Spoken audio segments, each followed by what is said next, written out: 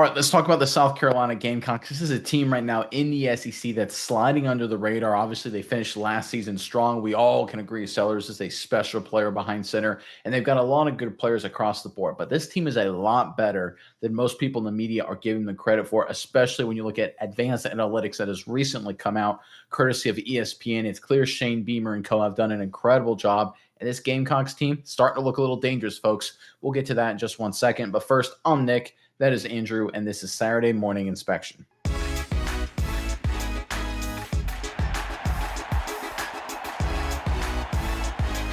All right, recently ESPN released their Football Power Index FPI numbers for the preseason of the 2025 campaign. Now, for those of you who aren't familiar, Football Power Index just factors in a bunch of attributes when it comes to a team, recruiting classes, talent overall, returning players, a bunch of different factors. They throw it all together, do some math, and say, hey, who are the best teams in college football? And right now, South Carolina came up in a pretty good spot, right around middle teens area in terms of where FPI ranked them. But I don't think it's necessarily where they're ranked right now in terms of their raw score, but the trend. And I think that's a key indicator. Let's pull up this graph right here and we'll kind of showcase what we're talking about. So this is FPI going back from 2022, 2023, 2024, and then 2025, right? Those 2022, 23, and 24 numbers, those are all at the end of the season. 2025 is obviously preseason. You can see every single iteration here under Shane Beamer, Carolina Gamecocks, getting better. 22 to 23, getting better. 23 to 24, getting better. Big leap there, 23 to 24. Wow. And then 24 to 25, not losing any ground at all, continuing to get better, trending in the right direction as we head into the regular season.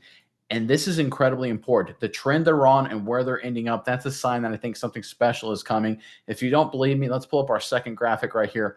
This is comparing Spurrier and Beamer. And the year 1 through year 4 isn't correlated to any specific time, their tenure, or anything like that. This is just looking at when was Spurrier's first 11-2 season with the Carolina Gamecocks. That's year 4. And then let's backtrack those years from that, 4 years from that, and then look at Beamer stats. This is basically a replication of the numbers I showed on the previous slide.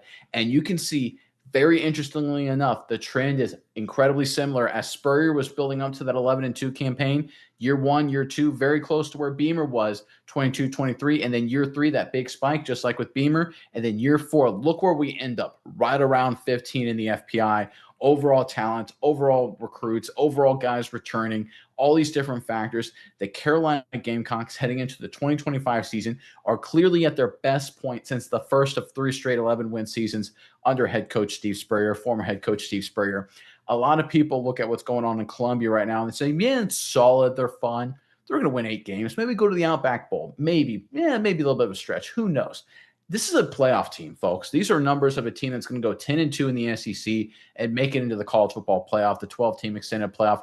This close last season, just missed out, one of the first few teams that were left out. But if you look at these numbers, you look at the trend, and you compare it to where they were when it was peak Carolina football, Shane Beamer, with the less fanfare, right? There's no Jadeveon Clowney. There's no, Lattimore signing or something like that that's just dominating the headlines.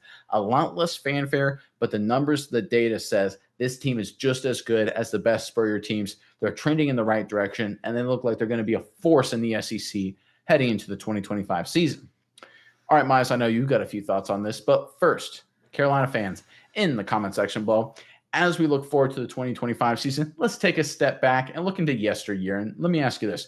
Who is your favorite South Carolina Gamecocks running back of all time, right? I mentioned one guy who may be at the top of the list, but there's a lot of interesting numbers when it comes to the different running backs who have played over the course of the South Carolina Gamecocks history. A lot of great guys in history too. Want to hear from you guys specifically. Give us who your favorite was, not necessarily the best, but your favorite Carolina Gamecocks running back of all time. Put them in the comment section below. But Miles, let me hand it over to you now. What are your thoughts when it comes to Carolina, this data, and how they're looking for the 2025 season?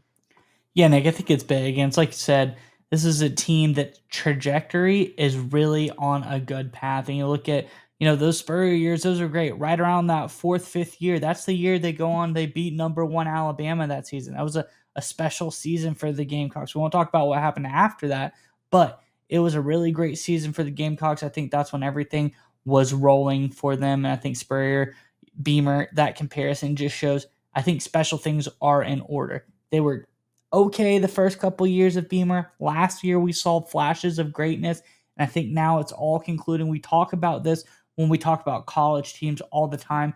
you have to let that coach get their recruiting base in. And I think when you look at a coach's career at a team, it's good to look at like 4 years back or 3 years back, all combined, and look how they were able to, bring those recruiting classes in and then what happens after that. So this is Beamer coming in, getting 3 years under his belt, getting a good recruiting class under his belt. Now coming into the fourth year, being able to implement with his guys, his class. He has all of his athletes on the field now. That's when this team is going to blow up. And I think, like I said, this is going to be a big year for the Gamecocks. But the numbers, they don't lie. I think showing that trend, showing what's going on the FPI, I think South Carolina's set up for something special here. Like you said, Lenore Sellers, really great quarterback for the team. I think they've got all the pieces laid out. I think everything's looking good. But it's a team, they got to do it. They have to. The one thing about South Carolina, I think, has been their biggest issue over the last couple of decades has been consistency. Can they play every team at the same level? Can they come in, and what do we see? That's what that's what Beamer has been working on. Consistently getting better at recruiting, consistently getting higher level players into this program, consistency, building, building, building. First season, maybe too much up and downs. Next season, a little bit less. Last year, a little bit less. They're actually able to finish, strong at the end of the season as well. This year, hopefully they put it all together and they can play a season consistently throughout the whole year. Because every time I watch South Carolina, I think the one thing that comes to my mind is this is a team that can go out on any given day and beat number one Alabama, but the next day they can go lose to Vanderbilt, and they'd really need to work on that consistency. I think it's finally coming around. I think we're finally seeing the fruits of Shane Beamer's plan. So I think this is going to be a special year for the Gamecocks. I think we're going to see some big things happen. Could it be college football playoff? I don't know. It was very close last year for them. They're right on the edge of being able to get in. I think, depending on who was voting or who thought what that day, they had a chance. But this could be the year, and I think some special things are on the horizon for the Gamecocks.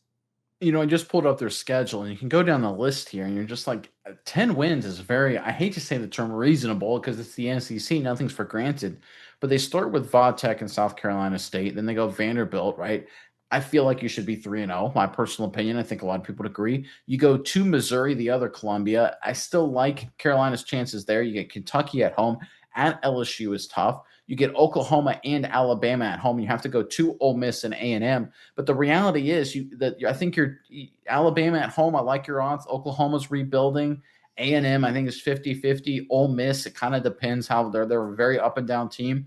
The LSU Tigers are intimidating in Baton Rouge, but look, they've kind of been a disappointing team as well. They finish up with Clemson and they get them in Columbia. I like Carolina at home against the Clemson Tigers, right? And they have Coastal Carolina thrown in there too, of course. Got to get a matchup against the Chanticleers from Conway, South Carolina. I think this is one of these seasons where the stars are really aligning for South Carolina, right? They don't have to go like to the swamp. They don't have to go to Athens, Georgia, right? Things are looking very favorable for them. They have to go out and execute, but if you look at the raw data, the analytics, and you look at their schedule, they're in a strong position. And the way things are better now versus those Spurrier teams is because now we have an extended playoff.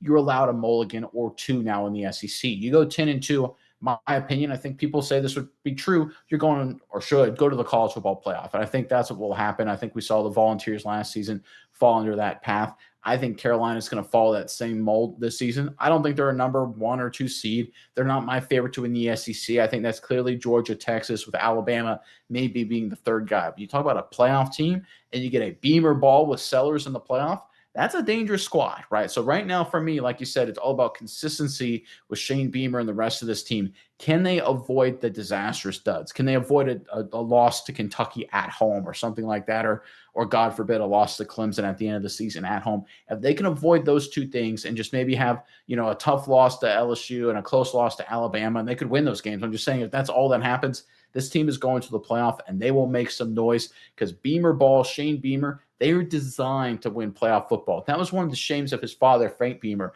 The way they like to play with special teams, defense, field position, that's very NFL-ish in terms of winning games in the postseason, late in the year, cold weather games, a lot of games outside. Doesn't really fit or didn't at least the college football world of the single bowl game or even the 2-game playoff. different world now. That Beamer ball mentality is much more translatable into this new era. So now it's all about getting into the dance, getting into that list. And if you look at the schedule and you look at the talent, look at the data, the Carolina Gamecocks are in a great spot to make a serious run in 2025.